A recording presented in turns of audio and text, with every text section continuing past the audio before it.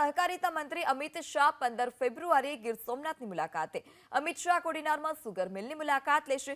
વર્ષ 2016 થી બંધ પડેલી કોડીનાર સુગર મિલ ફરી શરૂ કરવા માટે કવાયત શરૂ કરવામાં આવી છે. ફરજામાં ગયેલી સુગર મિલ કેન્દ્રીય મંત્રી અમિત શાહના પ્રયાસથી ફરી શરૂ થઈ રહી છે.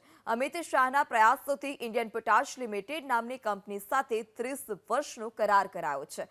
આ અવસરે અમિત શાહ ખેડૂતોને સંબોધન પણ કરશે.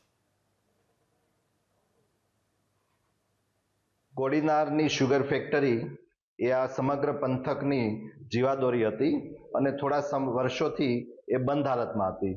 કેન્દ્રના ગૃહ અને સહકારિતા મંત્રી આદરણીય શ્રી અમિતભાઈ શાહ સાહેબે ભૂતકાળમાં જ્યારે પણ આ વિસ્તારની મુલાકાત લીધેલી ત્યારે તેમણે આ વિસ્તારના ખેડૂતોને અને સમગ્ર જનતાને વચન આપેલું હતું કે હું કોઈ પણ ભોગે આ શુગર ફેક્ટરી ચાલુ કરીને જંપીશ.